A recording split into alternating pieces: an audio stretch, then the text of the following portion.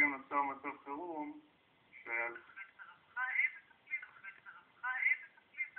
אבל כרגע נוצר מצב חירום שהילדה נמצאת במקום שלפי החוק אסור לה, נשלחה משטרה הייתה, ואולי צריך לשלוח לשם פקידת סעד לחוק נוער, שתיקח את הילדה משם ותסתכל על הצווים.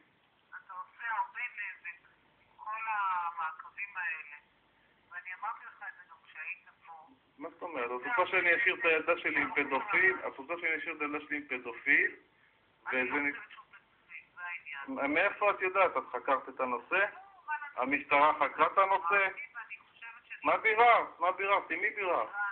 עם מי ביררת? לא, עם מי ביררת בדיוק? ערן, אני עובדת אצלך. כן, את עובדת בעירייה, לא? יש לך איזה סיום, גם לא בעירייה. במדינה, את עובדת מדינה, לא? הטעות שלך. אוקיי. זה בדיוק הטעות שלך. אני עובדת במשרד הרווחה ליד בית המשפט. אנחנו טיפלנו בכם בנקודת זמן מסוימת. רגע, אוקיי, לא, שאני אבין, עם מי אני מדבר? עם מיכל? אתה מדבר עם מיכל.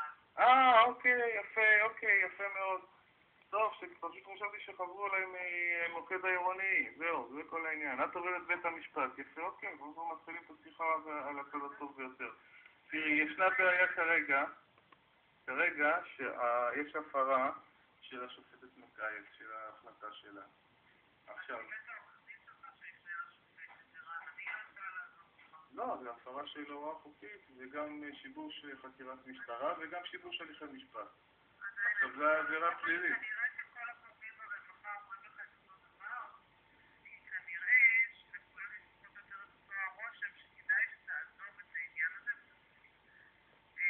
אני חושב דווקא הפוך, אני חושב שגורמי הרווחה פה יש להם עניין לחסות על פעולה של בית המשפט שנמשכה 5 שנים, שהיא לא הייתה במקום, וזה מאוד רלוונטי, ואם את חושבת ככה, צר לי שאת ככה מתייחסת לילדי ישראל, ודרך אגב זה גם מוקלט, אז אנחנו נפנה לגורמים מעלייך.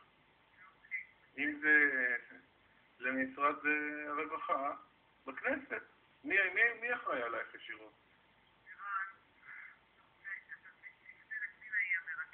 פנינה?